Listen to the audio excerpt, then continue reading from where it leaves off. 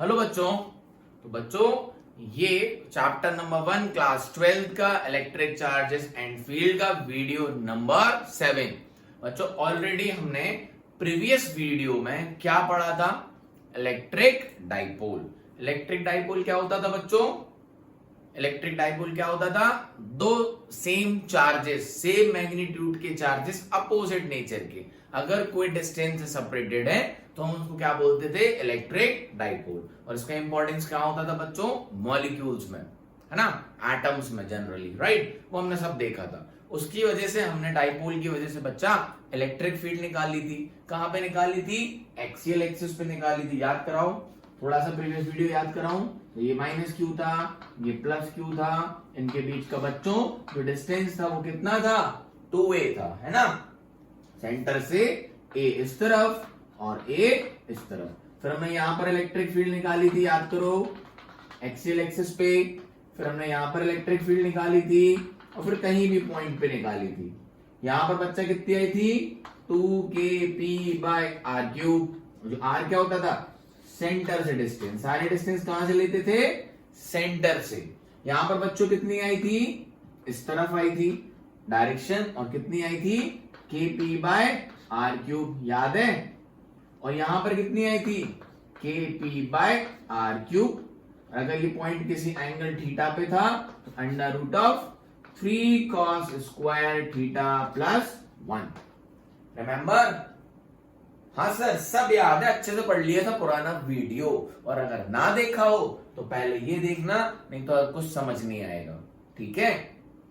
तो आज का जो हमारा टॉपिक है बच्चों वो है electric dipole in external electric field. अगर बच्चों हम इस डाइपोल को किसी एक्सटर्नल में इलेक्ट्रिक फील्ड में रखते हैं तो इस पे क्या क्या होगा, ये वीडियो में हम पढ़ेंगे। इस पे टॉर्क लगेगी, इसकी पोटेंशियल एनर्जी होगी। तो बेसिकली दो काम करने हैं हमको आज। जब हम इस डाइपोल को किसी एक्सटर्नल इलेक्ट्रिक फील्ड में रखेंगे तो बच्चा वहां पर हमें उसका क्या निकालना है? टॉर्क निकालनी। उस पर टॉर्क लगेगी। देखें कैसे निकलती। सर ये टॉर्क क्या होती है? तो पहले 11th क्लास की पढ़ाई नहीं की है क्या? 11th क्लास में पढ़ा था हमने टॉर्क। याद करो, किसी भी चीज को चलाना है तो क्या लगता है? फोर्स। और किसी भी चीज को घुमाना है तो क्या लगती है? टॉर्क। सर सुना सुना सा तो लग रहा है, कोई बात नहीं, आओ समझ लेंगे। तो बच्चा मैं ये कहता हूं, हाँ सर आप ही कह लो, ये एक इलेक्ट्रिक फील्ड है। क्या है? इलेक्ट्रिक फील्ड है। आओ बढ़िया तरीके से बना लेते हैं। ये कोई इलेक्ट्रिक फील्ड है। क्लियर? इलेक्ट्रिक फील्ड कहां से आती है? प्लस से। जाती कहां है? इंफिनिटी पे। यस और नो? इस तरफ इलेक्ट्रिक फील्ड मैंने मान ली और मैंने कहा बच्चों इस पे मैंने एक डाइपोल रख दिया। रख दो सर, क्या ही दिक्कत है। तो मैंने बोला एक माइनस क्यू और यहां आके प्लस क्यू, एक डाइपोल इसमें मैंने फिक्स कर दिया, है ना। ये चार्जेस मैंने यहाँ पे फिक्स कर दिए और इनके बीच का डिस्टेंस क्या होगा बच्चों? 2a, है ना। A dipole is placed in an external electric field। और जिस इलेक्ट्रिक फील्ड में इसको रखा है बच्चों उसकी वैल्यू कितनी है? E। तो बेसिकली टॉपिक ही है। अब इस टॉपिक में पढ़ना क्या है ये समझते हैं। तो बच्चों क्या है, जब एक्सटर्नल इलेक्ट्रिक फील्ड में हमने एक डाइपोल रखा, डाइपोल का मतलब क्या होता है? टू सिमिलर मैग्नीट्यूड के चार्ज अपोजिट नेचर के। यस और नो? और इसका एक डाइपोल मूवमेंट भी होता है P। वो कितना होता है? Distance between the two charges, जो कि हम 2a मानते हैं यहाँ पे, और into magnitude of any one charge. और ये एक क्या है? Vector quantity. हम ऑलरेडी पढ़ चुके हैं, है ना। ये चार्जेस का एक इलेक्ट्रिक डाइपोल मूवमेंट होता है जिसका डायरेक्शन माइनस क्यू चार्ज से। क्यों होता था ये मैंने आपको इंपॉर्टेंस बताया ऑलरेडी प्रीवियस वीडियो में कि हमने इसको वेक्टर क्यों बनाया था, राइट।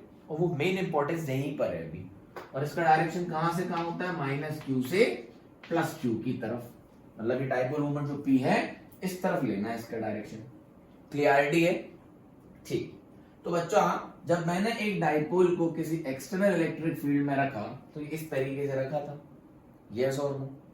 तो अगर मैं इसको घुमाऊं, अगर मैं इस डाइपोल को बच्चा थोड़ा सा थीटा एंगल पे ले जाऊं तो मतलब प्लस चार्ज यहां पहुंच जाएगा और माइनस क्यू चार्ज यहां पहुंच जाएगा, राइट। किसी एंगल थीटा पे जब मैं इस डाइपोल को घुमा दूं बच्चा तो क्या होगा, प्लस क्यू चार्ज यहां पहुंच जाएगा और माइनस क्यू यहां पहुंच जाएगा।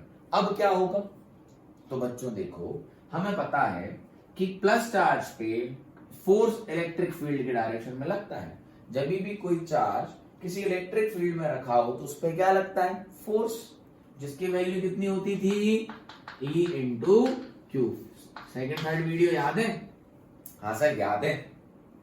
इस तरफ फोर्स लगता है, क्यों, इलेक्ट्रिक फील्ड इस तरफ है तो प्लस में फोर्स किस तरफ लगेगा, इलेक्ट्रिक फील्ड के डायरेक्शन में। और बच्चा माइनस पे कहां लगेगा, माइनस पे बच्चा फोर्स लगता है opposite direction of electric field, yes और नो। तो बच्चों होगा क्या, मैं आप ध्यान से देखो यहां पर, अगर अपन तो ये डाइपोल है तो इस प्लस क्यू चार्ज पे कहां फोर्स लगा, इस तरफ, और इस माइनस क्यू चार्ज पे बच्चा फोर्स कहां लगा, इस तरफ। जैसे इसको आप घुमा के छोड़ोगे ना, जैसे इसको आप घुमा के बच्चा छोड़ोगे ये वापस आ जाएगा, ये घूम जाएगा बच्चों ऐसा इस तरफ और इधर इस तरफ। क्यों, क्योंकि इस पे लगेगी टॉर्क, इस पे बच्चा क्या लगेगी, टॉर्क। सर ये टॉर्क क्या होता था, याद करिए मैं पढ़ा था, force into perpendicular distance. Class 11 में टॉर्क पढ़ा था ना कि अगर कोई चीज है तो इसको अगर घुमाना है तो उस पर क्या लगती है, टॉर्क। अगर मैं कहता हूं इस पॉइंट के अबाउट ये हिंज है और यहां पर मैंने फोर्स आफ लगाया और इसकी दूरी कितनी है, आर, तो इस पर जो टॉर्क लगेगी वो होगी F into perpendicular distance R, जिसको हम एफ आर कॉस थीटा भी लिखते हैं। क्रॉस प्रोडक्ट का मतलब क्या होता है, एफ आर कॉस थीटा। और टॉर्क भी क्या होती है, एक वेक्टर क्वांटिटी जिसका भी डायरेक्शन होता है। अगर टॉर्क इनवर्ड है तो चीज कैसे घूमेगी, क्लॉकवाइज। टॉर्क अगर इनवर्ड है तो कैसे घूमेगी, क्लॉकवाइज। और टॉर्क कहां है, आउटवर्ड। टॉर्क कहां है, थंब क्या देता है, याद है आर क्रॉस एफ करते थे, याद है, बोलो कुछ याद है। टॉर्क इधर देखो, दिखाऊं मैं, आर वेक्टर कहां है, ये रहा, एफ वेक्टर कहां है, ये रहा। बच्चा ये वाला कहां घूमेगा, क्लॉकवाइज, यस और नो। तो एफ में हाथ रखिए और आर में चला जाए, कहां, सॉरी एफ वेक्टर ये रहा और आर वेक्टर ये रहा। तो आर में हाथ रखिए क्योंकि ये टॉर्क हम ऐसे लिखते थे, ये तो क्रॉस प्रोडक्ट में लिखूं तो बच्चा क्या होगा, ये R cross F, R cross F. तो आर में हाथ रखा जो कि परपेंडिकुलर डायरेक्शन है, क्रॉस एफ, तो एफ में चला जाए। तो देखो आर में हाथ रखा और एफ में चला जाए तो कैसे घूमेगा, क्लॉकवाइज। तो टॉर्क कहां आई, इनवर्ड, टॉर्क कहां आई, इनवर्ड। तो जब टॉर्क इनवर्ड होती है तो कैसे घूमता है, क्लॉकवाइज। और जब टॉर्क आउटवर्ड होती है तो कैसे घूमता है, एंटी क्लॉकवाइज। ये तो मैंने आपको टॉर्क की कहानी सुनाई जो हम 11वीं क्लास में पढ़ चुके हैं। तो क्या होती है, आर क्रॉस एफ, और फिर उसको ऐसे भी लिख सकते हैं, आर एफ साइन थीटा। या तो आप फोर्स का परपेंडिकुलर कंपोनेंट ले लो या आप आर का परपेंडिकुलर कंपोनेंट ले लो, बात बराबर है, आंसर सेम ही आना है। तो आओ देखेंगे क्या है। तो बच्चा हमारा कंसेप्ट तो यहां है, टॉर्क तो 11वीं क्लास में हमने पढ़ रखी है, बट जब हम किसी डाइपोल को एक्सटर्नल इलेक्ट्रिक फील्ड में रखेंगे तो जब प्लस चार्ज इसको थोड़ा सा थीटा घुमाएंगे तो प्लस चार्ज पे इस तरफ फोर्स लगेगा और माइनस पे इस तरफ लगेगा, है ना, इस तरीके से। और जैसे इसको छोड़ेंगे अपन तो ये वापस घूम जाएगा। ये तो हमारा एंगल थीटा। क्यों, क्योंकि इसमें इस तरफ क्या लगने लगेगी, टॉर्क। टॉर्क कैसे लगी, ऐसे, फोर्स इनटू परपेंडिकुलर डिस्टेंस। और जब दोनों तरफ इस पर टॉर्क लगी तो इस पर कपल फोर्स क्रिएट हुआ और ये वापस घूम गया। तो हमारा यहाँ पर मेन मोटिव क्या है, टॉर्क निकालना। क्या है मेन मोटिव, टॉर्क निकालना। ठीक है, बात क्लियर है, आगे बढ़े। तो हेडिंग इसकी सब हेडिंग होगी, torque on a electric dipole placed in a external electric field. क्या होगी बच्चों हेडिंग, मेन तो ये है कि इलेक्ट्रिक डाइपोल को हमने कहां रखा, एक्सटर्नल इलेक्ट्रिक फील्ड में। तो अब हमें उस पर निकालनी क्या है, टॉर्क। क्या निकालनी बच्चा, कंसेप्ट समझ आया, बहुत स्लोली मैं आपको पढ़ा रहा हूं, कंसेप्ट समझ आया, करना क्या है, हाँ सर समझ आ गया करना क्या है। तो लीजिए बच्चा, ये हमारी क्या है, इलेक्ट्रिक फील्ड, ठीक। और हमने किसी डाइपोल को थीटा एंगल घुमाया, घुमा दो सर, क्या ही जा रहा है। तो ये अपना प्लस क्यू और ये अपना माइनस क्यू। तो इस प्लस क्यू पे बच्चा फोर्स कहां लगेगा, यहां, और इस माइनस क्यू पे बच्चा फोर्स कहां लगेगा, यहां। तो torque on a electric dipole, या सिर्फ डाइपोल बोल सकते हो, force on a electric dipole when it is placed in an external electric field some E। Clarity है? तो इस प्लस पे फोर्स कितना लगेगा बच्चों, फोर्स इस पे लगेगा E इंटू क्यू, और इस पे भी फोर्स कितना लगेगा, E into Q. Electric field into charge क्या होता है, फोर्स।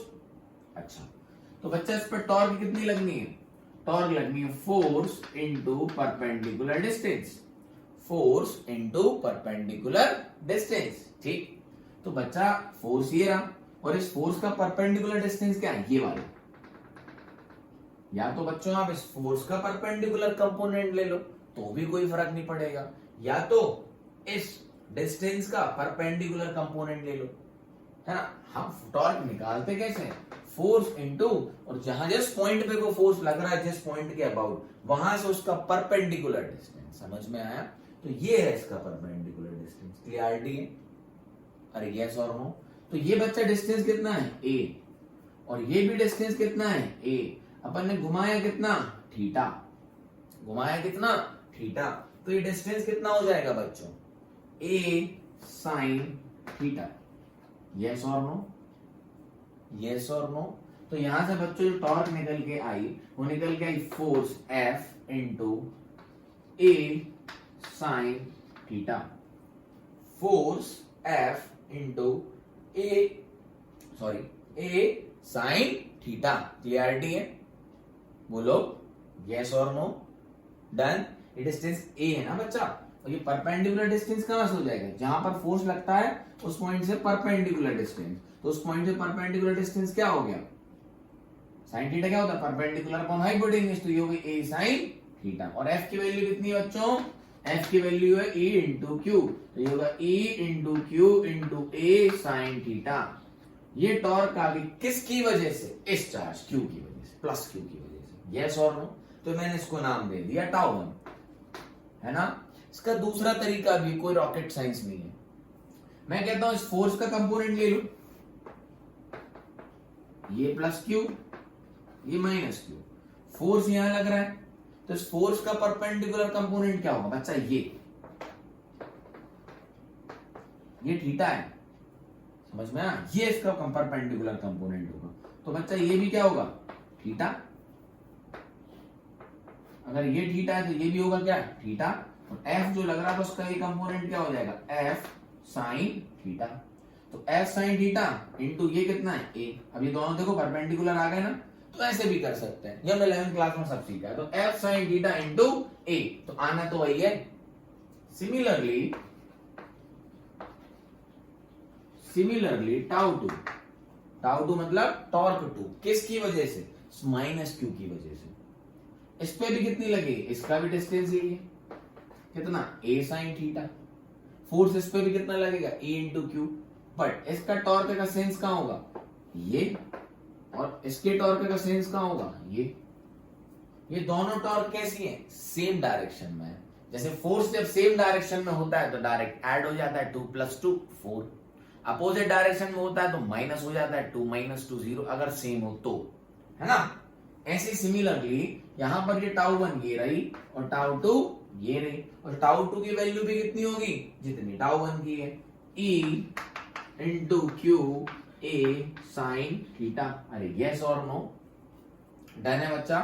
तो नेट टॉर्क कितनी होगी, जैसे नेट फोर्स निकालते हैं ना F1 + F2, वैसे यहाँ नेट टॉर्क कितनी होगी बच्चों, tau one plus tau two. तो यहां से जो नेट टॉर्क निकल के आई बच्चा, वो निकल के आई E Q A sine theta plus E Q A sine theta, है ना। तो इसको ऐड कर दो तो ये हो गया 2e Q A sine theta. ये आ गई अपनी net torque acting on a dipole when it is placed in a external electric field. Done है? इतना समझ आया? एक डाइपोल को एक्सटर्नल इलेक्ट्रिक फील्ड में लगा, इस पे टॉर्क यहां लगी, इस पे टॉर्क यहां लगी, दोनों का डायरेक्शन क्या है, सेम। टॉर्क होता है फोर्स इंटू परपेंडिकुलर डिस्टेंस, तो फोर्स हो गया F और परपेंडिकुलर डिस्टेंस हो गया A sin थीटा, या फोर्स का कंपोनेंट परपेंडिकुलर ले लो तो F sin थीटा और डिस्टेंस हो गया A, तो आंसर तो सेम ही आना, कोई फर्क नहीं पड़ता। डन है बात। अब दोनों टॉर्क का डायरेक्शन सेम है तो दोनों टॉर्क ऐड हो गई, तो नेट टॉर्क है 2EAQ sin थीटा। बोलो नाउ वी नो दैट बच्चा इलेक्ट्रिक डाइपोल मोमेंट P, ये dipole moment of a dipole is equals to 2AQ, यही होता है, पढ़ाया लास्ट वीडियो में। इसका एक वेक्टर बनाया गया जिसको हमने बोला डाइपोल मोमेंट, इसकी वैल्यू कितनी होती है 2A into Q। तो यहां देखो बच्चा 2AQ क्या बन जाएगा P, क्या बन जाएगा P। तो यहां से जो टॉर्क आई नेट वो है P E sin theta, P E sin theta. क्यों? क्योंकि 2AQ को क्या लिख दिया मैंने P, यस और नो, और यहीं से ये क्या है दोनों वेक्टर, तो P cross E is a torque acting on a dipole when it is placed in an external electric field। क्या बात समझ आई? आ गया, डेरिवेशन हो गया। कितनी टॉर्क लगेगी P E sin थीटा, तो P E sin थीटा होता क्या, क्रॉस प्रोडक्टिव होता है किसका, P क्रॉस E का। E क्रॉस P नहीं करना है, P क्रॉस E करना है। क्यों? देखो ये तो डाइपोल का डायरेक्शन कहां होता है, मैंने बोला था ना मैं इंपॉर्टेंट समझाऊंगा इसको, इसको वेक्टर भी बनाया क्यों गया। देखो इलेक्ट्रिक फील्ड में रखा है, घूम गया, तो घूमेगा तो डायरेक्शन बताना पड़ेगा ना, तो हम बताएंगे ये कहां का डायरेक्शन होगा, ये हुआ P का, ये हुआ P का, और E का कहां है, ये देखो ये किसका E का है ना, ये किसका डायरेक्शन है P का, ये किसका है E का। तो P में हाथ रखो और ऐसे कर्ल करो कि कहां चला जाए E में, तो P cross E, P cross E, ये कहां घूम रहा है, क्लॉकवाइज ही तो घूम रहा है, तो टॉर्क कहां है inward, P cross E, E यहां है बच्चा, E यहां है, देखो E यहां है, P यहां है, P का डायरेक्शन कहां से होता है, माइनस से प्लस की तरफ, तो P में हाथ रखो। कैसे करते हैं क्रॉस प्रोडक्ट डायरेक्शन निकालने के लिए, P क्रॉस E करना है तो P में हाथ रखो और ऐसे घुमाओ कि E में चला जाए, तो P क्रॉस E इनवर्ड आ गया, तो टॉर्क कहां है बच्चा इनवर्ड। यही तो डायरेक्शन का सेंस लिया हमने, समझ आया। E क्रॉस P लिख दोगे तो गलत हो जाएगा, डायरेक्शन अपोजिट आ जाएगा, मैग्नीट्यूड तो निकल जाएगा। क्लियरिटी है? तो this is a torque acting on a, इसको ऐसे भी लिख लो, electric dipole when it is placed in an external electric field। Note करो, स्क्रीनशॉट लो, जो आपको अच्छा लगे, लेकिन नोट्स जरूर बनाने हैं बच्चों। नोट्स नहीं बनाओगे तो कुछ दिन के बाद कुछ समझ नहीं आएगा, फिर से वीडियो थोड़ी ना देखने बैठते रहेंगे, बार इतना समय नहीं होता है अपने पास, है ना, कि हम फिर से वीडियो, ये चीज जो आपको रिवाइज करनी है ये 10 मिनट में रिवाइज होगी। एक बार ये आपने देख लिया, नोट्स बना लिए, दिमाग में समझ लिया क्या है, बस पेज पलटना, 10 मिनट में रिवीजन। अब पूरा थोड़ी ना बार बार वीडियो, हाँ कहीं कंफ्यूजन फिर से आ जाए, पढ़ने में भी समझ ना आए तो हम इसको रिवाइज कर लेंगे एक बार वीडियो वहां पर प्ले करके, बट मेन मोटिव क्या है, समझना और वीडियो को देख के अच्छे से नोट्स बनाना। डन है? नोट कर लो, मैं पानी पी लूं।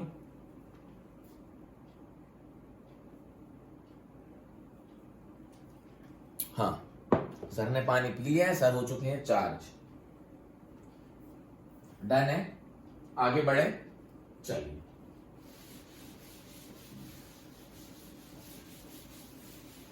चलो चले आगे बढ़े, बच्चों को पढ़ाएं, उनका भविष्य बनाएं।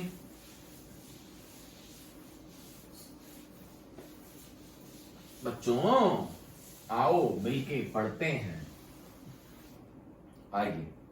तो यहां से एक छोटा सा क्वेश्चन भी समझा देता हूं टॉर्क पे, सुनिए। उन्होंने बोला एक एक्सटर्नल इलेक्ट्रिक फील्ड है, एक एक्सटर्नल इलेक्ट्रिक फील्ड है 2 into 10 to the power 5 Newton per coulomb, ठीक है। उसमें एक डाइपोल रखा जिसका डाइपोल मूवमेंट है, उसमें एक डाइपोल रखा जिसका डाइपोल मूवमेंट है 3 into 10 to the power -10, 3 into 10 to the power -10, है ना, ठीक। अच्छा, डन है बात, यूनिट लिख लो इसकी, कूलम मीटर। ये और छोटा होता है, मैं रैंडम वैल्यू ले रहा हूं बच्चों, है ना, अपन को कंसेप्ट सीखना है, वैल्यू जो भी आएंगी पेपर में अपन रख देंगे। Making an angle of 30 degree with the electric field, what is the torque acting on a dipole? A dipole of dipole moment 3 into 10 to the power minus 10 coulomb meter is placed in an external field of 2 into 10 to the power 5 Newton per coulomb, making an angle of 30 degree. So what is the torque acting? आसान सा सवाल है sir, इसमें क्या है? ये रहा dipole, ये रही इलेक्ट्रिक फील्ड, कितना एंगल बना रहा है डाइपोल? थीटा, ये अपना प्लस क्यू, ये अपना माइनस क्यू। तो फॉर्मूला याद होना चाहिए, torque is equals to PE sine theta. Yes और नो? पी की value 3 into 10 to the power minus 10. What is the electric field given? 2 into 10 to the power 5. What is the value of theta? Is sin 30 degree.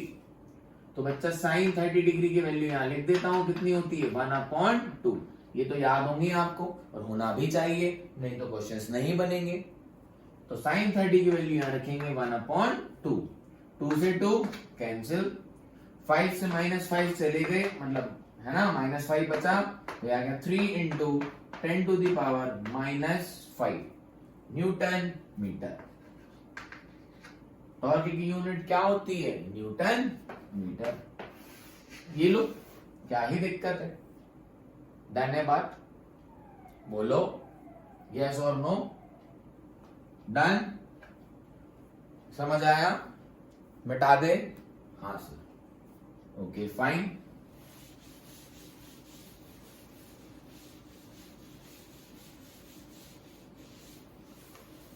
बच्चा यहां से एक और question लेते हैं, थोड़ा सा और वो आपको अगर बोले कि इलेक्ट्रिक फील्ड कितनी दी हुई है? 2 into 10 to the power 5 Newton per coulomb, ठीक, उसमें हमने एक डाइपोल रखा जिसके चार्जेस हैं, ध्यान से सुनना, यहां पर हमने एक डाइपोल रखा जिसके चार्जेस हैं ±3 microcoulomb. A dipole of charges ±3 microcoulomb separated by a distance of 1 centimeter, separated by a distance of 1 centimeter, ये 2a की वैल्यू हो गई है, उनके बीच का डिस्टेंस क्या होता है? 2a, जो कितना दिया हुआ है? 1 centimetre, is placed in electric field of 2 into 10 to the power 5 Newton per coulomb. What is the torque acting on a dipole? तो बच्चा क्या ही है इसमें? सर कुछ नहीं है, टॉर्क क्या होता है? P, और एंगल कितना दिया है? Making an angle of 60 degree with the electric field. तो उन्होंने अब डाइपोल के चार्ज दिए हुए, उनके बीच का डिस्टेंस दिया हुआ है और एंगल दिया हुआ है 60 डिग्री, जो डाइपोल बना रहा है किससे? इलेक्ट्रिक फील्ड से। इलेक्ट्रिक फील्ड कितनी है? 2 into 10 to the power 5। तो बच्चा फटाफट कर देते हैं, torque equals to P sine theta. Sir P तो दिया नहीं है, कोई बात नहीं, पी निकालने के लिए क्वांटिटीज तो दी हुई है। पी क्या होता है बच्चों? 2a into q, है ना, तो पी कितना हो गया? 2, डायरेक्ट यहीं पर वैल्यू रख लेते हैं, अलग से पी निकाल के करेंगे क्या, है ना। तो यहां पर हम टॉर्क कैसे भी लिख सकते हैं, 2aq into e sine theta, value put up कर दो, 2 into a की वैल्यू, अब याद रखना ये जो 1 सेंटीमीटर दिया हुआ है 2a की वैल्यू है, समझ में आया? यहां कंफ्यूजन बच्चे गलती यहां कर देते हैं, यहां a में रख देंगे 1 सेंटीमीटर, समझ में आया? ये पूरी 2a की वैल्यू है, 2a की वैल्यू कितनी है? 1 centimetre. Distance between the dipole कितना होता है? 2a। तो इस फॉर्मूले में ये क्या है? 2a, और 2a तो दिया हुआ है 1 सेंटीमीटर, समझ आया? बोलो, अगर मैं a की बात करूं तो a क्या हो जाएगा? 1/2 सेंटीमीटर।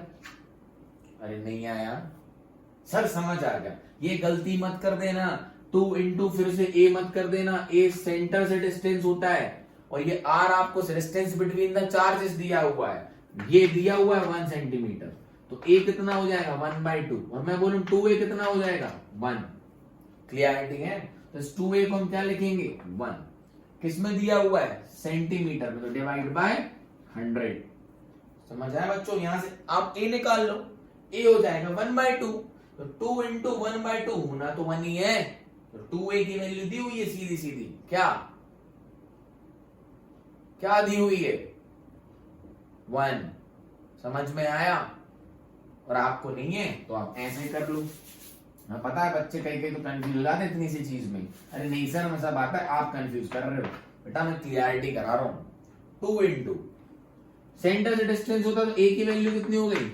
1/2। समझ आया? तो 2 इंटू 1/2 ये किस में हो गया? सेंटीमीटर में, डिवाइड्स 100, तो किस में आ गया? मीटर में। q की वैल्यू बोलो, 3 इंटू 10⁻⁻6। e की वैल्यू बोलो 2 इंटू 10⁻5। अरे क्लियर है, 5 है ये। अब साइन थीटा, तो साइन 60 की वैल्यू बोलो सर √3/2, तो मल्टीप्लाई बाय √3/2, तो ये 2 से 2 कट गया। देखो भैया आ गया, मैं बोल रहा था 2a की वैल्यू दी हुई है 1, सर समझ गए हैं? ठीक, बोलो। अब ये 2 0 गए और ये कितना बचा? 3। डन। बोलो, ये 3 से -6 के कितने बचे? -3, तो ये क्या बचा? 3 इंटू 2 इंटू 10⁻³ इंटू √3/2, और 2 से 2 ये भी चला गया, तो ये आ गया 3√3 इंटू 10⁻³ न्यूटन मीटर। इस क्वेश्चन में क्या अलग था पुराने क्वेश्चन से? पुराने क्वेश्चन में क्लियर आपको क्या दिया हुआ था? P, तो अपन ने सीधे P की वैल्यू रख दी थी। इस क्वेश्चन में हमें P और निकालना पड़ा। क्या ही है, आसान है, कैलकुलेशन देख लेना एक बार, सही किया।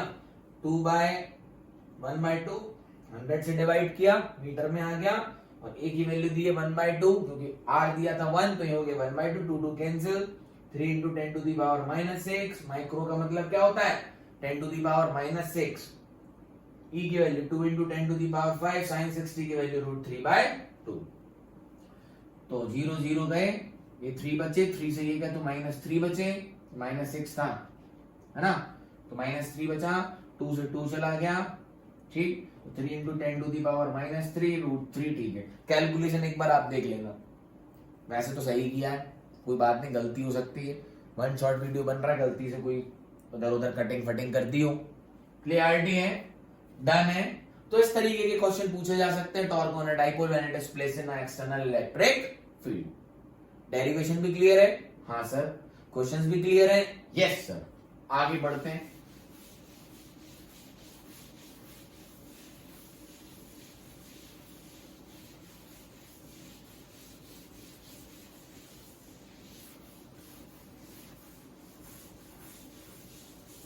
आइए अब हम इसी का एक और नया सब टॉपिक पढ़ेंगे, पोटेंशियल एनर्जी। सर ये क्या है, अभी बताते हैं। पोटेंशियल एनर्जी ऑफ डाइपोल, कौन सा dipole? Electric dipole. Potential energy of dipole in external electric field. अब अगर हम किसी भी डाइपोल को एक्सटर्नल इलेक्ट्रिक फील्ड में रखते हैं तो उस पर क्या लगती है? टॉर्क, जो कि अभी पढ़ा। डन है सर। अगर उस पर टॉर्क लगती है तो उसमें पोटेंशियल एनर्जी भी आई है। कैसे आई है देखते हैं। आप खुद सोचो बच्चा, हमने कोई मास ऊपर उठाया, तो उसके पास कितनी एनर्जी आ जाती है? mgh, और छोड़ो तो वापस आ जाएगी नीचे। क्यों? बिकॉज उस पर ग्रेविटी लग रही है, और ग्रेविटेशनल फोर्स एक कंजर्वेटिव फोर्स होता है, नेट वर्क डन जिसका 0 होता है। तो mgh क्या हो गई थी इसकी? Potential energy. सिमिलरली बच्चा, जब हमने एक डाइपोल को किसी एक्सटर्नल इलेक्ट्रिक फील्ड में रोटेट कराया तो हमने कुछ वर्क किया होगा। जैसे इसको ऊपर ले जाने में mgh का वर्क किया, छोड़ा तो वापस आ गया। सिमिलरली जब हमने इसको थीटा घुमाया, ये प्लस क्यू था अपना, ये माइनस क्यू था, ये अपनी इलेक्ट्रिक फील्ड थी। जब हमने इसको एक्सटर्नल इलेक्ट्रिक फील्ड में रोटेट कराया तो हमने कुछ वर्क किया, और जब छोड़ा तो ये वापस आ गया टॉर्क की वजह से। इसमें टॉर्क रिस्टोर हुई जिसकी वजह से ये वापस आ गया। हमने इसको घुमाने में एक टॉर्क लगाई, और जब छोड़ा तो ये वापस आ गया। और ये तभी हो सकता है जब उसके पास क्या आई हो, पोटेंशियल एनर्जी। और इलेक्ट्रिक फोर्स या कूलम्ब फोर्स या इलेक्ट्रोस्टैटिक फोर्स क्या होता है, कंजर्वेटिव होता है ये भी। तो पोटेंशियल एनर्जी किसकी वजह से आती है, कंजर्वेटिव फोर्स की वजह से। क्लास 11 में पढ़ा था चैप्टर नंबर 6 में वर्क एनर्जी पावर, कि potential energy is only due to the conservative forces. और यहाँ इलेक्ट्रोस्टैटिक फोर्स कंजर्वेटिव फोर्स तो होता ही है, तो इसके पास भी कुछ पोटेंशियल एनर्जी आएगी बच्चों, वही हमें निकालनी है। डन है बात, आइए निकालते हैं, कोई बड़ी चीज नहीं है। कैसे निकालेंगे आओ देखें। तो बच्चा ये हमारी इलेक्ट्रिक फील्ड है, हाँ सर है। चलो चलो लाइन बनाओ लाइन बनाओ लाइन बनाओ, बन गई। ये हमारी क्या है बच्चों, इलेक्ट्रिक फील्ड। इसमें ये हमारा डाइपोल रखा और हमने इसको थीटा पे माना। एक डाइपोल है जो कहां पर है, थीटा पे है। और इसमें यहां प्लस क्यू चार्ज है, ये माइनस क्यू चार्ज है। प्लस क्यू पे इस तरफ फोर्स लग रहा होगा, माइनस क्यू पे इस तरफ फोर्स लग रहा है। इस पे इसकी वजह से क्या लग रही है, टॉर्क। डन। अब मैं कहता हूं आपने इस डाइपोल को कहीं θ1 से θ2 घुमाया, यहां था मान लो 0 पे था ये डाइपोल, पहले हमने इस डाइपोल को घुमाया तो हमने कुछ वर्क किया और वही वर्क इसमें स्टोर हो गया in the form of its potential energy, और वही हमें निकालनी है। डन। अरे यस और नो। अब बच्चा हमें एक चीज पता है, जो वर्क होता है फोर्स इनटू डिस्प्लेसमेंट। अगर फोर्स कांस्टेंट है तो कोई दिक्कत नहीं, वर्क डायरेक्ट निकल आता है, फोर्स इनटू डिस्प्लेसमेंट। लेकिन बच्चा ये फोर्स अगर वेरिएबल होता था तो हम क्या करते थे, क्या करते थे वर्क डन निकालने के लिए, बताओ। हम इस फोर्स का फंक्शन लिख के इसको इंटीग्रेट कर देते थे। यस और नो, हाँ सर। जब फोर्स वेरिएबल होता था तो बच्चा यहाँ टॉर्क भी तो वेरिएबल है। कैसे सर, आओ देखें। टॉर्क क्या निकाली अभी हमने, पीई साइन थीटा। टॉर्क क्या निकाली हमने, पीई साइन थीटा। तो जैसे जैसे बच्चा आप इसको घुमाओगे थीटा चेंज होगा तो टॉर्क चेंज होगी। जैसे जैसे आप इसको यहां से घुमाओगे, ओहो, जैसे जैसे आप इसको बच्चा यहां से घुमाओगे तो क्या चेंज होगा, थीटा। आपने 10 डिग्री घुमाया तो साइन 10 हो गया, आपने वहां से फिर 20 डिग्री घुमाया तो साइन 20 हो गया। तो टॉर्क क्या हो रही है बच्चा, बदल रही है। यस और नो। तो हम उसको क्या करेंगे, इंटीग्रेट करेंगे। अगर बदलती नहीं तो वर्क डन हम सीधा कैसे लिखते थे, टॉर्क इनटू जितना थीटा घुमाया। फोर्स जब चलाते हैं तो वर्क कैसे लिखते हैं, फोर्स इनटू डिस्प्लेसमेंट। और जब घुमाते हैं तो फोर्स का काम कौन करता है, टॉर्क। और घुमाते हैं तो क्या बदलता है, थीटा। तो वर्क डन क्या होता है, टॉर्क इनटू थीटा। समझ में आया। तो वैसे हम जब वर्क लिखते थे तो कैसे लिखते थे, किसी x दूरी पे जाके, किसी x दूरी पे जाके फोर्स लिखते थे और छोटा सा डिस्प्लेसमेंट मानते थे dx। तो वर्क हो जाता था हमारा f डॉट dx और इसको कर देते थे इंटीग्रेट, जितने डिस्प्लेसमेंट के बीच में काम हुआ हो। सिमिलरली मैं कहता हूं आपसे, थीटा पे जाके हम एक छोटा सा डी थीटा डिस्प्लेसमेंट देते हैं। इसको क्या देते हैं, एक छोटा सा डी थीटा, मतलब जिसमें कोई ज्यादा वेरिएशन ना आए टॉर्क का। थीटा पे जाके हम इसको छोटा सा डिस्प्लेसमेंट और देते हैं, ओ छोटा सा डी थीटा, छोटा सा। जैसे कि x पे जाके फोर्स लिखते थे, dx करके इंटीग्रेट करते थे। सिमिलरली छोटा सा हम एक्सटर्नल वर्क करेंगे, कौन, हम इसको घुमा रहे हैं ना, कौन वर्क करेगा, हम। हम कितना वर्क करेंगे, बोलो, tau into D theta, torque into D theta. और हमने कितना वर्क किया, थीटा टावर की वैल्यू कितनी है, PE sine theta D theta. ये छोटा सा वर्क किया हमने एक्सटर्नल, कहां पे, डी थीटा पे जाके। डी थीटा पे टॉर्क कितनी होगी बच्चा, पीई साइन थीटा। थीटा पे टॉर्क कितनी होगी बच्चा, पीई साइन थीटा। और हमने उसको थोड़ा सा और घुमाया तो हमने कितना वर्क किया होगा, PE sine theta D theta. अरे यस और नो, डन है बात पक्की। अच्छा, हमें तो उसकी पोटेंशियल एनर्जी निकालना है। तो बच्चा अगर हमने इतना वर्क किया है जो कि पॉजिटिव है, तो जो इलेक्ट्रोस्टैटिक यहाँ वर्क कर रहा है, इलेक्ट्रोस्टैटिक फोर्स का वर्क क्या होगा यहाँ पे? नेगेटिव, क्योंकि हमने उसको कैसे घुमाया? ऐसे। इलेक्ट्रोस्टैटिक का घुमा रहा है ऐसे। समझ में आया? तो जो हमने एक्सटर्नल वर्क किया वो माइनस ऑफ इलेक्ट्रोस्टैटिक, ईएल मतलब इलेक्ट्रोस्टैटिक। बहुत आसान है, आसान से कम, अभी बस तरीका बता रहा हूं। ऐसे करते, नहीं तो 2 मिनट की कहानी। जितना हमने वर्क किया उसका अपोजिट माइनस किसने किया? एक्सटर्नल और इलेक्ट्रोस्टैटिक ने। और जो work done by the electrostatic force is equal to minus of change in potential energy. खत्म। तो यहां पे जो एक्सटर्नल वर्क आया वो किसके बराबर हुआ?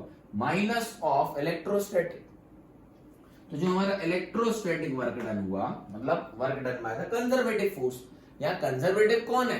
देखो बच्चों, हमें पोटेंशियल एनर्जी लिखनी है। क्या लिखनी है? Potential energy. तो जो पोटेंशियल एनर्जी क्लास 11th में हमने पढ़ रखी है, change in potential energy is equal to the minus of work done by the conservative force. Change in potential energy is equal to the minus of work done by conservative force. तो हमारा मुद्दा यहां पर है क्या? कि हम work done by conservative force निकाल लें।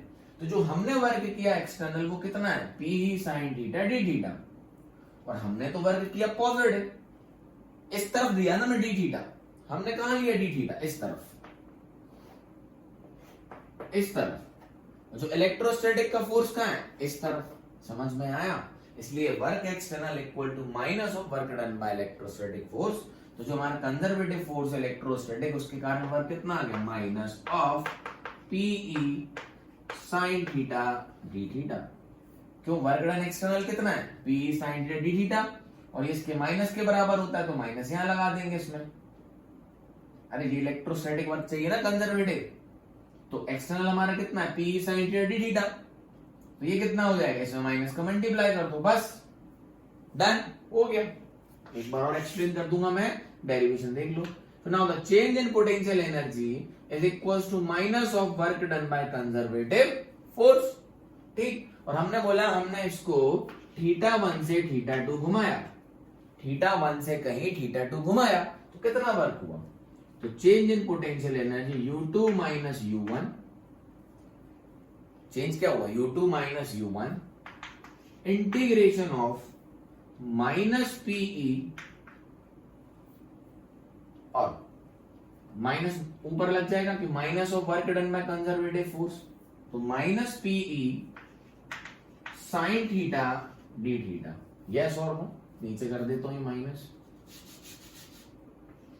U2 minus U1 minus of minus PE sine theta D theta. Change in potential energy equals to minus of work done by conservative force. Work energy theorem class 11th। तो यहां से conservative force हमने निकाल लिया जो कि electrostatic force है conservative, minus P sine theta D theta. बस। तो U2 minus U1 minus minus हो गया प्लस, लिमिट कहां से? θ1 से θ2। ये हो गया अपना पीई साइन थीटा का इंटीग्रेशन बच्चा माइनस कॉस थीटा, सबको पता होगा। लिमिट θ1 से θ2। तो यहां से जो U2 माइनस U1 आया, चेंज इन पोटेंशियल एनर्जी, ये क्या हो गया? पीई। अब ये लिमिट लगाओगे तो θ2 माइनस θ1, और जो θ1 हो प्लस हो जाएगा तो ये आएगा कॉस θ1 माइनस कॉस θ2। ये आगे बच्चा हमारी चेंज इन पोटेंशियल एनर्जी जब हमने इस डाइपोल को θ1 से θ2 घुमाया। समझ में आ? एक बार और बता देता हूं, टॉर्क कितनी लग रही? P sine theta. तो घुमाने में जो वर्क डन हुआ एक्सटर्नल जो हमने किया वो कितना हुआ? Torque into D theta. तो हमने बोला थीटा पे जाके हमने छोटा सा वर्क किया, तो डी थीटा घुमाया, तो थीटा पे जाके टॉर्क कितनी हो गई? PE sine theta D theta. तो एक्सटर्नल वर्क कितना हुआ? Minus of conservative force. और यहां पर कंजर्वेटिव कौन है? इलेक्ट्रोस्टैटिक। तो मैंने ये लिख दिया। क्यों? क्योंकि इलेक्ट्रोस्टैटिक कहां फोर्स को टॉर्क लगा रहा है? यहां। और हमने इसको घुमाने के लिए कहां लगाया? यहां। समझ में आया? तो वर्क डन बाय इलेक्ट्रोस्टैटिक कितना हो गया? Minus of work done by external. तो एक्सटर्नल ये था, इसमें माइनस लगा दिया तो इलेक्ट्रोस्टैटिक वर्क आ गया। अब वर्क एनर्जी थ्योरम हमने 11th क्लास में पढ़ रखी है। वर्क और change in potential energy is equal to minus of work done by conservative force. और the work done is equal to change in kinetic energy. ये सब वर्क एनर्जी थ्योरम की चीजें पढ़ी थी हमने क्लास 11th में। वर्क कहां से कहां हुआ, थीटा 1 से थीटा 2। हमने बोला ऑलरेडी थीटा 1 था कहीं, हम उसको थीटा 1 से थीटा 2 ले गए, तो टोटल वर्क कितना हुआ, तो change in potential energy equals to minus of work done by conservative force.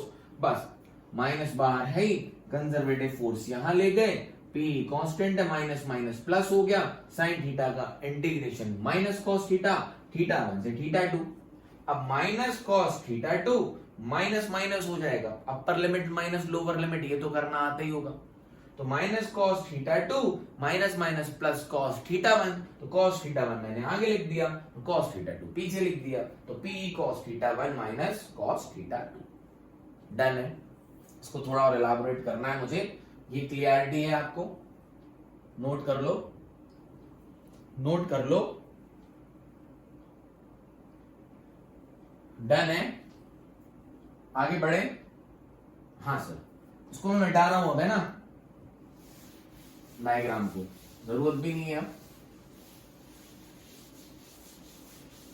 बहुत आसान डेरिवेशन है, वर्क लिखना था लिख दिया, चेंज इन पोटेंशियल माने कंजर्वेटिव के बराबर होता है, तो कंजर्वेटिव में इलेक्ट्रोस्टैटिक था वो निकाल लिया और कर दिया। आई होप आपको समझ आ रहा होगा। तो U2 माइनस U1 जो चेंज पोटेंशियल है वो अपना कितना है, PE cos theta 1 minus cos theta 2। ये हमारा रिजल्ट है कि ये जो पोटेंशियल एनर्जी का चेंज है। अब बच्चा पोटेंशियल एनर्जी जो होती है, इस फॉर्मूले को अपन याद कैसे रख पाए, कोई बड़ी चीज तो है नहीं है, बट इसको एक थोड़ा सा रिड्यूस किया गया। हमने एक रेफरेंस माना। क्या माना बच्चों, हमने एक रेफरेंस माना। और रेफरेंस हमने क्या माना, ध्यान से सुनना, ये हमारा इलेक्ट्रिक फील्ड था, ठीक। यहीं पे हमने बोला कि डाइपोल यहां पहुंचा होगा, प्लस क्यू और माइनस क्यू घुमाने के बाद, तो ये एंगल कितना हो गया होगा, थीटा 90 डिग्री। तो हमने थीटा इक्वल्स टू 90 डिग्री को क्या मान लिया बच्चा, रेफरेंस, थीटा 1 बेसिकली। ये क्या हो गया हमारा थीटा 1, कि जो भी चीज हम मेजर करेंगे थीटा 1 से मेजर करेंगे, और हमने थीटा 1 को क्या मान लिया, हमारा रेफरेंस। क्या मान लिया, रेफरेंस। पोटेंशियल एनर्जी को मानने के लिए हम एक रेफरेंस मानते हैं ना, और जिसको हम रेफरेंस मानते हैं वो पोटेंशियल एनर्जी वहां पर कितनी हो जाती है, जीरो। जैसे हम अर्थ को रेफरेंस मानते हैं तो h हाइट पे पोटेंशियल एनर्जी कितनी होती है, mgh। लेकिन मैं कहूं अर्थ के नीचे जाके अगर रेफरेंस मानो तो कितनी हो जाएगी, वहां से h कैलकुलेट होगा। तो पोटेंशियल एनर्जी बेसिकली किस पर डिपेंड करती है, रेफरेंस पे। तो हमने रेफरेंस किसको माना, थीटा 1 को, मतलब थीटा 1 से तो चल रहे थे, जा कहां तक रहे थे, थीटा 2 तक। तो रेफरेंस किसको माना हमने, थीटा 1 को। तो आप देखो थीटा 1 पे पोटेंशियल एनर्जी कितनी हो जाएगी, तो थीटा 1 पे U1 तो जीरो ही हो जाएगा क्योंकि वो रेफरेंस है। अरे थीटा 1 जो माना हमने 90 माना ना, और वो इनिशियल पोजीशन मानी, इनिशियल पोजीशन जो रेफरेंस माना हमने कहां से माना, 90 डिग्री से। इसको रेफरेंस माना हमने, जीरो नहीं लिया रेफरेंस, क्या लिया रेफरेंस, 90 डिग्री। और यहां पर पोटेंशियल एनर्जी कितनी बोली, जीरो, क्योंकि जिसको हम रेफरेंस मानते हैं उसकी पोटेंशियल एनर्जी क्या हो जाती है, जीरो। तो U1 में क्या हो गया हमारा रेफरेंस, और वहां पर थीटा कितना है, 90। तो U2 कितना बचा, PE cos थीटा 90 जीरो होता है, तो ये आ जाएगा माइनस cos थीटा 2। तो जो पोटेंशियल एनर्जी आई बच्चा हमारी, वो आई PE किसी भी थीटा 2 पे, ये समझ आया, नोट कर लो अच्छे से। ये क्यों कर रहे हैं अभी समझ में आ जाएगा आपको। हमने रेफरेंस किसको माना, पोटेंशियल एनर्जी डिफाइन करने के लिए रेफरेंस की जरूरत होती है, तो आपको पता ही है, 11th क्लास में पढ़ रखा है कि पोटेंशियल एनर्जी को हम किसी रेफरेंस के रिस्पेक्ट में मेजर कर सकते हैं। यस और नो, यस सर।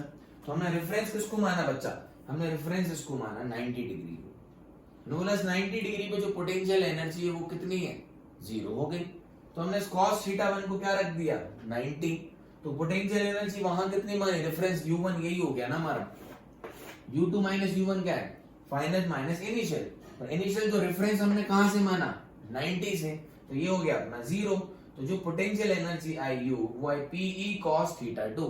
अब थीटा 2 जो एंगल है वो कहां से मेजर होगा बच्चा, थीटा 2 कौन सा एंगल है, जो डाइपोल का एंगल होगा किससे, इलेक्ट्रिक फील्ड से। तो डाइपोल का एंगल किससे होगा? इलेक्ट्रिक फील्ड से। तो जो हमारी पोटेंशियल एनर्जी हम लिखते हैं वो लिखते हैं जनरली पीई कॉस थीटा। ये याद रखना आप। The potential energy of dipole is minus PE cos theta because we have taken a reference from a perpendicular to the electric field. We have taken a reference from perpendicular to the electric field. तो वहां पर जो theta हुआ initial 90 हो गया और जो U1 वहां पर 0 हो गया, cos 90 0 होता है तो PE minus cos theta. Done है? बोलो क्यों रेफरेंस माना? आपको समझ आ जाएगा। कोई ना कोई रेफरेंस तो मानना पड़ता, तो रेफरेंस हमने इसको मान लिया और वहां से हमारा जो पोटेंशियल का फॉर्मूला बना डाइपोल का वो बना minus P cos theta. Done है? क्लियरिटी? इसको अच्छे से नोट कर लो पूरा, फिर हमें बहुत एक इंपॉर्टेंट चीज पढ़ने जा रहे हैं, अच्छे से नोट कर लो। डन है? आइए पढ़ाई करते हैं, डाइपोल पढ़ते हैं। डाइपोल की पोटेंशियल एनर्जी का डेरिवेशन क्लियर है? सर क्लियर है। सुनो ध्यान से। अब वो पूछता है आपसे कि स्टेबिलिटी ऑफ डाइपोल बताइए एक्सटर्नल इलेक्ट्रिक फील्ड में, तो ध्यान से सुनिए। आइए देखिए, तो ये हमारी थी एक्सटर्नल इलेक्ट्रिक फील्ड, यस और नो, और इसको हमने माना हमारा रेफरेंस। तो ये अपना हो गया प्लस क्यू और ये हो गया अपना माइनस क्यू, यस और नो, और ये एंगल अपना कितना हो गया 90। डन। अब जो पोटेंशियल एनर्जी हमने लिखी वो लिखी पीई कॉस थीटा। क्या लिखी? माइनस पीई कॉस थीटा, या इसको पी डॉट ई भी लिख सकते हो, P dot E minus of P dot ई। तो जो पीवी वेक्टर है ई भी वेक्टर है, और कॉस थीटा कब आता है? जब डॉट प्रोडक्ट होता है। तो potential energy minus P dot E ही लिखते हैं। अब हमें कुछ चर्चा करनी है stability, stability of dipole, stability of dipole. अच्छा बच्चों एक बात समझते हैं, ये देखना ध्यान से। अगर मैं कहूं कि कोई भी चीज स्टेबल कब होती है, कोई भी चीज स्टेबल इक्विलिब्रियम में तब होती है बच्चा, कोई भी चीज स्टेबल इक्विलिब्रियम में जब होती है जब उसकी पोटेंशियल एनर्जी, जब उसकी पोटेंशियल एनर्जी मिनिमम होती है। क्या होती है? मिनिमम। ध्यान से सुनना, मैं आपसे क्या कह रहा हूं, स्टेबिलिटी ऑफ डाइपोल हमें पढ़ना है और इसी से हम उसकी स्टेबिलिटी बताएंगे। और स्टेबल इक्विलिब्रियम भी बोल सकते हैं, stable equilibrium and non stable equilibrium. क्या पढ़ना है कि स्टेबल इक्विलिब्रियम कब होगा, किसका? डाइपोल का। और अनस्टेबल इक्विलिब्रियम कब होगा? स्टेबल इक्विलिब्रियम क्या होता है? अगर हम उसको उसकी जगह से डिस्प्लेस करें और वो अपनी जगह पर वापस आ जाए तो हम उसको बोलते हैं स्टेबल इक्विलिब्रियम। यस और नो? जब हम किसी भी चीज को डिस्प्लेस करें और वो वापस अपनी जगह पर आ जाए उसको हम क्या बोलते हैं? Stable equilibrium. और अगर हम किसी चीज को डिस्प्लेस करें और वो अपनी जगह पर वापस ना आए तो हम उसको जनरली डिफाइन करते हैं अनस्टेबल इक्विलिब्रियम। तो जनरली जब बॉडी, जहां पर बॉडी की पोटेंशियल एनर्जी मिनिमम होती है, जहां पर बॉडी की पोटेंशियल एनर्जी मिनिमम होती है वहां पर उसका स्टेबल इक्विलिब्रियम होता है। बच्चों ध्यान से, अभी समझा भी दूंगा प्रैक्टिकली।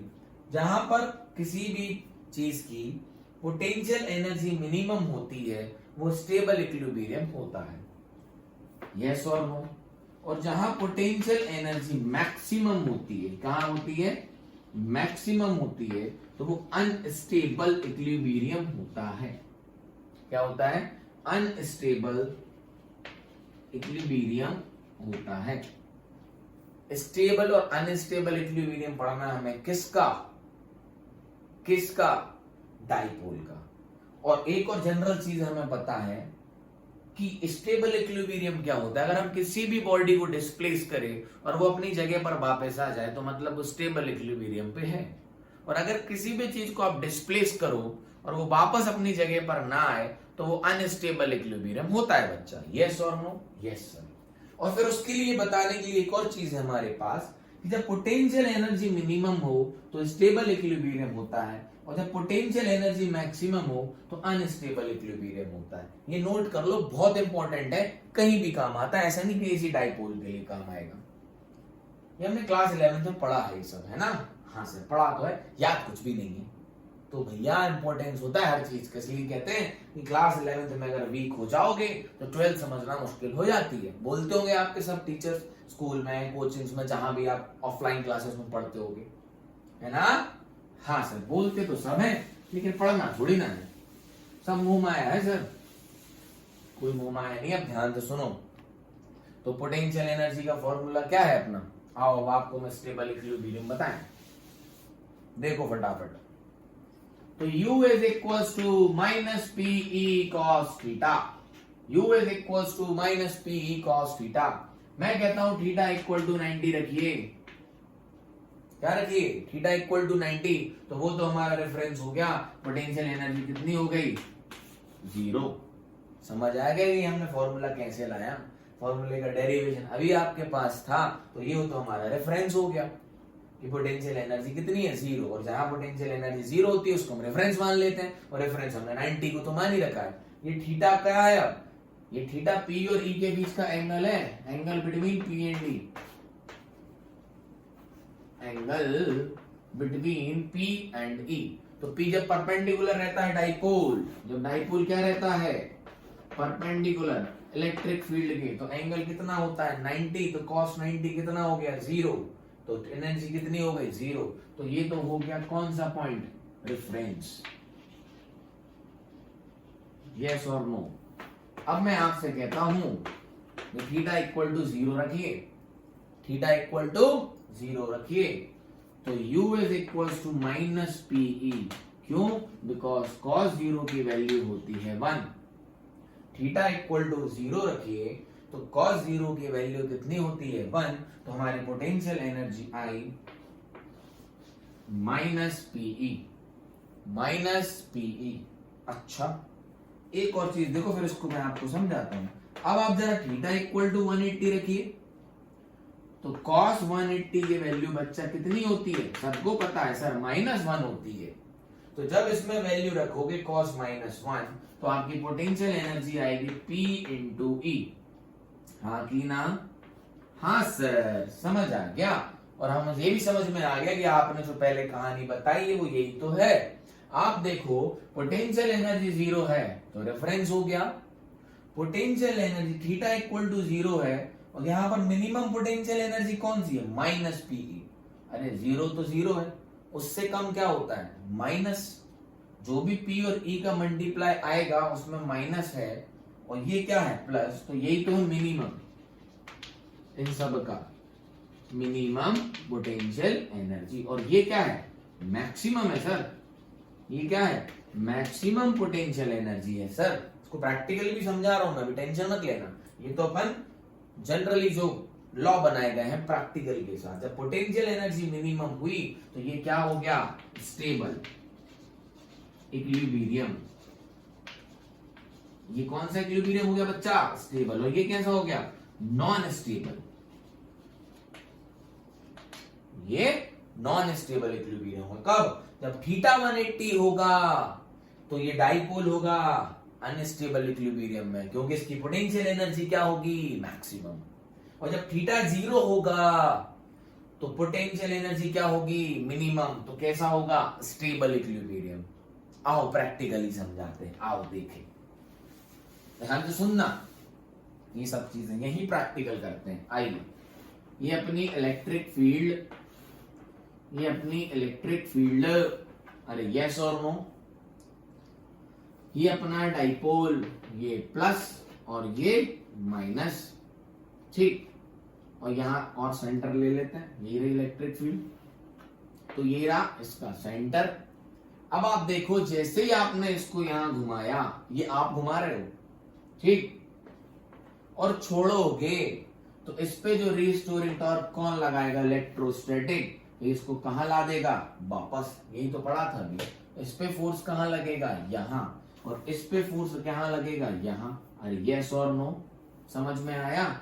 जैसे हम बच्चा इसको ऐसे घुमाएंगे, ये हमारी लगाई हुई टॉर्क थी, बच्चा जैसे हम इसको एंटी क्लॉकवाइज घुमाएंगे और छोड़ेंगे तो इलेक्ट्रोस्टैटिक टॉर्क इसको वापस ला देगी, तो ये वापस अपनी थोड़ी देर में अपनी जगह पर आ जाएगा। यस और नो।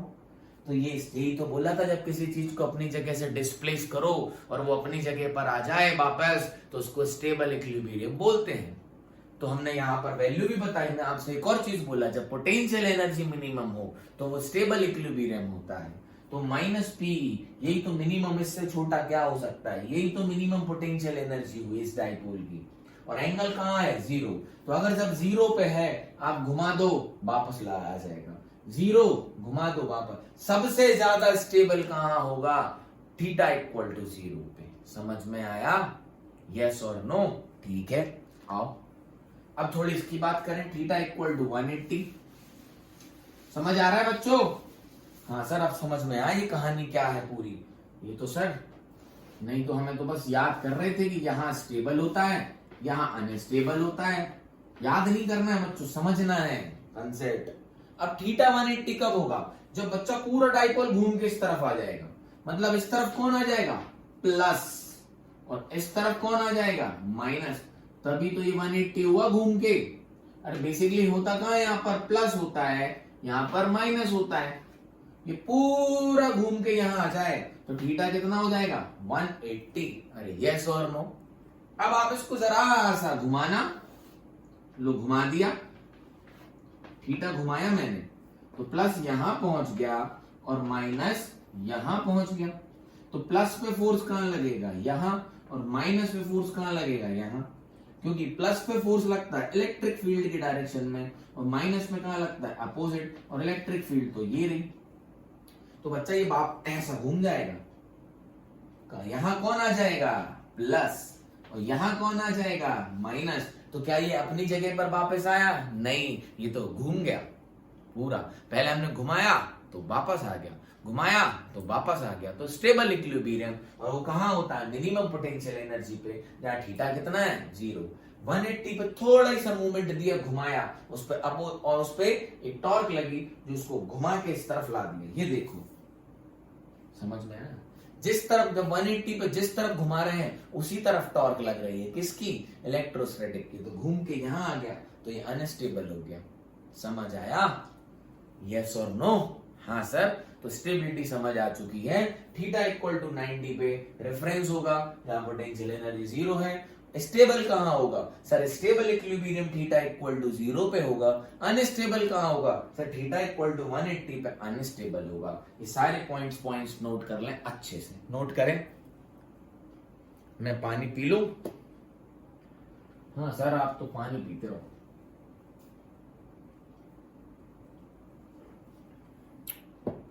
डन है,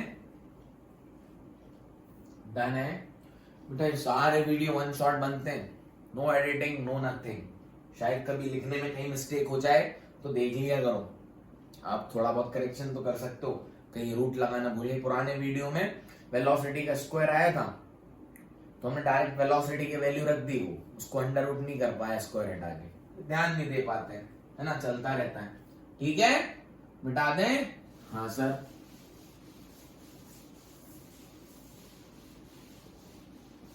सर अब क्या करना है, तो अब डाइपोल की पोटेंशियल एनर्जी की हमने पूरी बात कर ली है। यस और नो, डन है। तो इस जनरल से क्वेश्चन पूछे जाते हैं। उन्होंने बोला कि डाइपोल है, एक क्या है, डाइपोल है, उसकी पोटेंशियल एनर्जी बताइए। उसका जो डाइपोल मूवमेंट है वो है 2 into 10 to the power minus 20 coulomb metre. Dipole movement दिया है P 2 into 10 to the power minus 20 metre. और जो उसका एंगल है, इलेक्ट्रिक फील्ड है, इलेक्ट्रिक फील्ड जिसमें वो रखा हुआ है वो दी हुई है 2 into 10 to the power 8 newton per coulomb. और जो एंगल है ना, वो जो एंगल है वो बना रहा है 60 डिग्री। डाइपोल और ई के बीच का एंगल कितना है 60 डिग्री। तो आप पोटेंशियल एनर्जी बताइए। तो हमें पोटेंशियल एनर्जी पता है कितनी होती है minus PE cos theta, minus PE cos theta. तो ये आ गई माइनस पी की value 2 into 10 to the power minus 20, E की value 2 into 10 to the power 8 cos 60। Cos 60 की वैल्यू 1/2। कॉस 60 की वैल्यू कितनी होती है बच्चा 1/2। 2 से 2 कैंसिल, 8 से ये गए तो -12 बचा। तो -2 into 10 to the power -12 joule. ये पोटेंशियल एनर्जी हो गई। फॉर्मूला बेस्ड क्वेश्चन है। अरे यस और नो, डन, क्लियरिटी है? हाँ सर क्लियर है। आओ और क्वेश्चन देखें डाइपोल पे।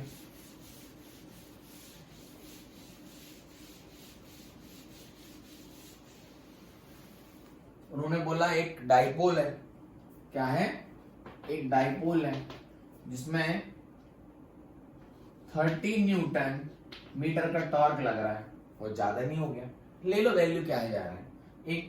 एक डाइपोल है जिसमें 30 न्यूटन मीटर की क्या लग रही है टॉर्क, क्या लग रही है टॉर्क। और उस डाइपोल के बीच का जो डिस्टेंस है, जो डाइपोल के बीच का डिस्टेंस है वो 1 सेंटीमीटर है। कितना है 1 सेंटीमीटर। तो बेसिकली किसकी वैल्यू है 2a। तो बार बार बता रहा हूं मैं आपको, ये प्लस माइनस क्यू और ये प्लस क्यू, इनके बीच का जो डिस्टेंस डाइपोल में होता है वो 2a से रिप्रेजेंट होता है। ये आपको दिया हुआ है। तो टॉर्क कितनी लग रही है 30 न्यूटन मीटर। उनके बीच का डिस्टेंस कितना है 1 सेंटीमीटर, जो कि 2a हुआ। डन है? यस और नो? पक्की बात? डन। और जो थीटा है वो है 30 डिग्री। डाइपोल और इलेक्ट्रिक फील्ड के बीच में जो एंगल दिया है वो कितना दिया है 30 डिग्री। तो आपसे पूछ रहे हैं व्हाट इज द चार्ज। उस डाइपोल पे जो चार्ज है उनका चार्ज कितना है। बेसिकली एक इलेक्ट्रिक फील्ड में एक डाइपोल रखा हुआ है, एक इलेक्ट्रिक फील्ड में एक डाइपोल रखा हुआ है जो कि एंगल कितना है 30 डिग्री। इस पे कितनी टॉर्क लग रही है 30 न्यूटन पर मीटर, और उनके बीच का डिस्टेंस कितना है 1 सेंटीमीटर। तो पूछा है चार्ज कितना है, तो क्या ही है इसमें सर, टॉर्क क्या होता है PE sine theta, PE sine theta. तो यहां से टॉर्क निकल के आई, पी की वैल्यू क्या होती है 2a/q ई साइन थीटा। डन। और हम उनको इलेक्ट्रिक फील्ड भी दी हुई है 2 इंटू 10 टू दी पावर 5। ये क्वांटिटी गिवन है। टॉर्क कितनी लग रही है, डिस्टेंस इतना है, थीटा इतना है, इलेक्ट्रिक फील्ड इतनी है। तो बताओ उनका चार्ज क्या है। तो टॉर्क का फॉर्मूला है, टॉर्क कितना है 30। 2a की वैल्यू 1 सेंटीमीटर, तो 1/100। क्यू निकालना है, ई की वैल्यू कहां गया 2 इंटू 10। मैं सारी वैल्यूज रैंडम ले लेता हूं, जो भी वैल्यू आएगी आप सॉल्व कर सकते हो। थीटा 30 डिग्री, साइन 30 की वैल्यू 1/2। 2 से 2 कैंसिल। सर आपके 2 से 2 हमेशा कैंसिल हो जाते हैं, इत्तेफाक सब आ जाती है बच्चों में ऐसी वैल्यू रैंडम लेके, जो भी आएगी तो आप कर लेना कैंसिल। 2 से 2 कैंसिल। 100 इधर गया, या तो 100 को यही निपटा दो। ये कितना बचा 3, तो ये इधर चला गया, ये हो गया 300। ठीक है, क्या बचा डिवाइडेड बाय 10 की power 3 is equals to Q. तो 0.3 कूलम। क्यू कितना आ गया 0.3 कूलम। चेक कर लो एक बार। P क्या होता है 2a/q। तो 2a की वैल्यू दी हुई है डायरेक्टली 1 सेंटीमीटर, तो 1/100 मीटर हो गया। Q कितना दिया है बच्चों, निकालना है। E की वैल्यू दी है 2 इंटू 10 टू दी पावर 5, रख दी। साइन थीटा 1/30, मतलब साइन 30 की वैल्यू 1/2। 2 से 2 कैंसिल हो गया, 100 से गया 3 बचे, तो 10 की पावर 3 नीचे आ गया, और 10 की पावर 3 नीचे आया तो ये 0.3 हो गया। 0.3 कूलम तो 0.3 कूलम। हाँ भाई सही है, नोट कर लो। डन है, क्लियरिटी है। हाँ सर क्लियर। आगे बढ़ते हैं, एक अच्छा क्वेश्चन लेते हैं बच्चे, आओ मजा आएगा। अच्छे लेवल का है।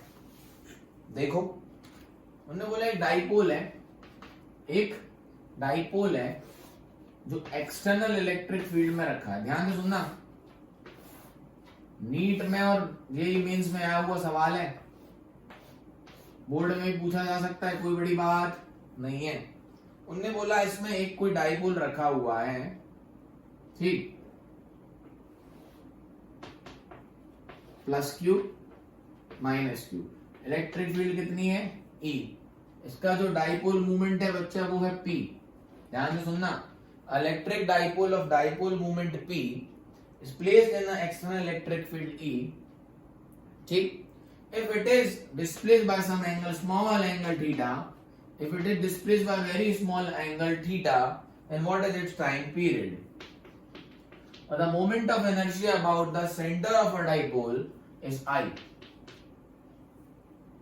ध्यान से सुनना, हमने बोला एक डाइपोल है, क्या है, एक डाइपोल है, उसको एक्सटर्नल इलेक्ट्रिक फील्ड E में रखा, जिसका डाइपोल मूवमेंट P है। डाइपोल मूवमेंट कितना है P, इलेक्ट्रिक फील्ड E में रखा है ना, और सेंटर पॉइंट के अबाउट जिससे वो घूमता है उसका मोमेंट ऑफ इनर्शिया I है। मोमेंट ऑफ इनर्शिया क्या है, I है। तो इस डाइपोल का टाइम पीरियड बताइए। सर ये टाइम पीरियड क्या होता है, याद करो, एक जो पेंडुलम होता था, उसको यहाँ लाओ छोड़ो, यहाँ से यहाँ जाएगा, यहाँ से यहाँ आएगा, इसी को क्या बोलते थे, टाइम पीरियड। जो कितना होता था 2 pi under root L by G। याद करो, क्लास 11th में ड्राइव किया होगा। सर 11th तो आपने अभी पढ़ा ही नहीं है, कभी पहले तो पढ़ी होगी, 11th की वीडियो बाद में डालेंगे, ठीक।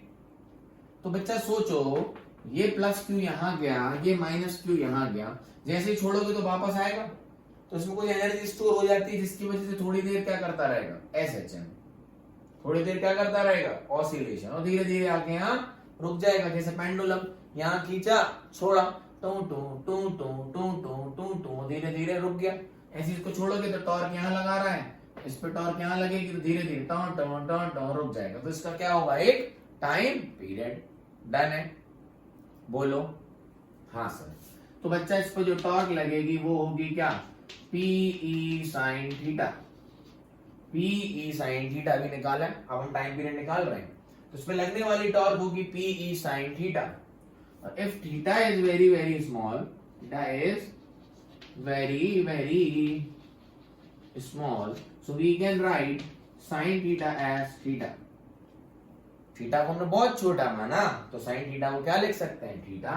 तो यहाँ जो टॉर्क हुई वो हुई PE इंटू थीटा। समझ आया, ठीक है। अब याद करो क्लास 11th, याद करो क्लास 11th जो टॉर्क होती थी वो I इंटू अल्फा भी होती थी। याद करो क्लास 11th टॉर्क क्या होती थी, I इंटू अल्फा। याद ना आए तो कभी ऐसा कर लिया करो, फोर्स क्या होता है, मास इंटू एक्सेलरेशन। सिमिलैरिटी पढ़ी होगी लीनियर मोशन और रोटेटरी मोशन में। फोर्स जो चलाता है वो फोर्स होता है, मास इंटू एक्सेलरेशन। तो जो घुमाता है वो टॉर्क होता है। मास की जगह कौन काम करता है, इनर्शिया, मोमेंट ऑफ इनर्शिया। और एक्सेलरेशन की जगह क्या होता है, एंगुलर एक्सेलरेशन। तो टॉर्क क्या होगी, आई अल्फा। याद होगा कईयों को 11th क्लास का है। डन है, बोलो। तो देखिए टॉर्क इस पे क्या लगेगी, आई इंटू अल्फा। तो दोनों इक्वेशन बराबर है। ये टॉर्क हो गई PE sin थीटा, और जो टॉर्क इस पे और लगेगी वो इसका मोमेंट ऑफ इनर्शिया प्लस इसके एंगुलर एक्सेलरेशन के मल्टीप्लाई के भी बराबर होगा।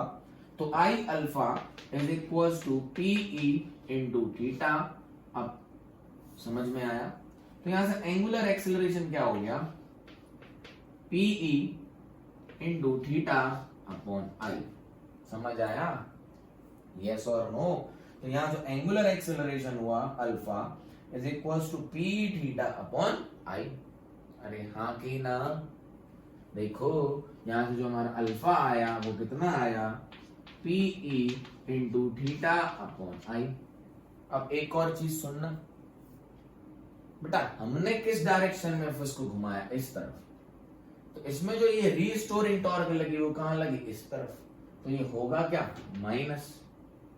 माइनस क्यों लगाया, क्योंकि जिस तरफ हम टॉर्क लगा रहे हैं इलेक्ट्रोस्टैटिक्स में अपोजिट तरफ लगा रहा है। क्या बात समझ में, तभी तो चीज एसएचएम करती थी। याद करो, ये जो स्प्रिंग होती थी इसको अगर हम एफ से इस तरफ खींचते थे तो स्प्रिंग इस तरफ फोर्स लगाती थी माइनस एफ, समझ में आया, जो कि के एक्स के बराबर होता था, तभी तो एसएचएम होता था। तो ये जो टॉर्क किसने लगाई, अपोजिट डायरेक्शन में लगी, रीस्टोरिंग टॉर्क, जो इसलिए मैं साइन क्या लगा दिया, माइनस। यस और नो।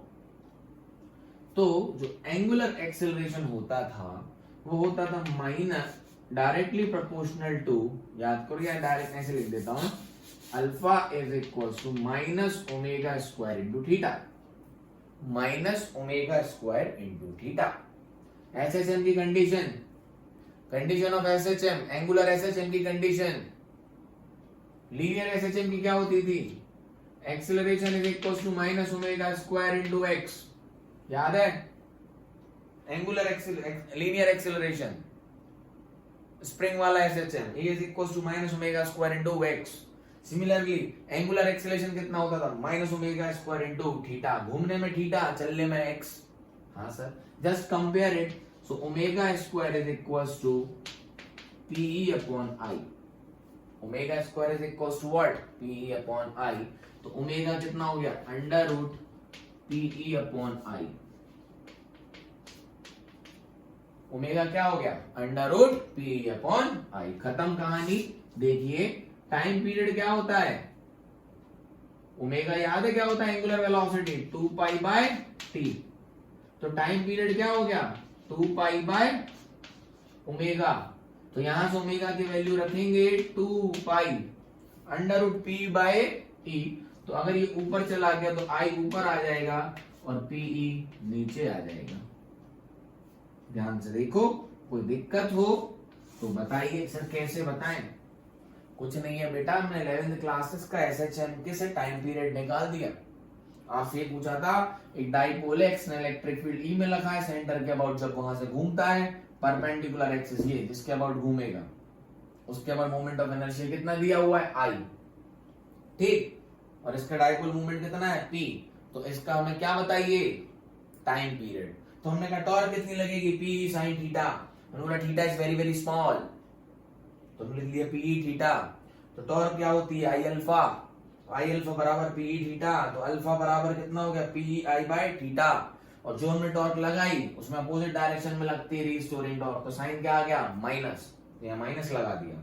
अब अल्फा एसएचएम की कंडीशन पता है हमें, माइनस ओमेगा स्क्वायर थीटा होता है, क्लास 11th याद करिए, चैप्टर ऑसिलेटरी मोशन, याद है, कंपेयर किया यहां से, तो ओमेगा स्क्वायर क्या है, पी बाय आई, तो ओमेगा क्या हो गया, अंडर रूट पी बाय आई, तो ओमेगा हो गया 2 पाई बाय टी, तो टी क्या हो गया 2 पाई बाय ओमेगा, तो 2 पाई ओमेगा की वैल्यू कितना है 1 under root P upon I, इसको नीचे रखोगे तो आई कहां पहुंच जाएगा, ऊपर, और पी कहां जाएगा, नीचे, तो ये क्या हो गया 2 पाई इंटू, अच्छे से आई बना देता हूं, यहाँ डंडे बड़े हो गए इसके, आई अपॉन अंडर रूट पी, तो टाइम पीरियड होता है। अब आपको आई की वैल्यू अगर दी हो, पी की वैल्यू दी हो और ई की वैल्यू दी हो, तो आप इसका टाइम पीरियड निकाल सकते हैं। तो याद रखना ये सवाल आ सकता है, बोलेगा moment of inertia about the centre इतना है, इलेक्ट्रिक फील्ड की वैल्यू इतनी है, पी इतना है, तो आपको याद रखना है बस क्या, 2 pi under root I upon P into E. Note करें, बहुत अच्छा सवाल था, हो गया नोट, हो गया, ओके फाइन। सो बचा, this is about electric dipole in external electric field. इसमें हमने ऑलरेडी क्या टॉर्क कितनी लगती है वो पढ़ लिया, उसकी पोटेंशियल एनर्जी कितनी होती है वो पढ़ लिया, स्टेबिलिटी ऑफ अ डाइपोल पढ़ लिया, कब स्टेबल होता है कब अनस्टेबल होता है, सारी कंडीशंस देख ली, इनसे रिलेटेड सारे नॉर्मल क्वेश्चंस देख लिए, और क्वेश्चंस बस ऐसे ही होते हैं, आप जनरली क्या करना, बुक उठाना, इससे रिलेटेड क्वेश्चन सॉल्व करना, सारे डन हो जाएंगे, मेरी गारंटी है आपसे। प्रैक्टिस क्वेश्चन क्या, मैं यहां पर एक सीमित लिमिटेड क्वेश्चन करा सकता हूं, नहीं तो वीडियो बहुत बड़े बड़े हो जाएंगे।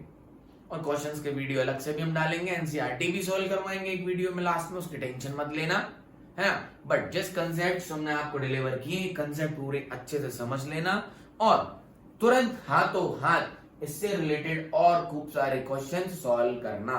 अकेले ये ही नहीं सॉल्व करने जो मैंने कराए हैं, बस कंसेप्ट यही है ना।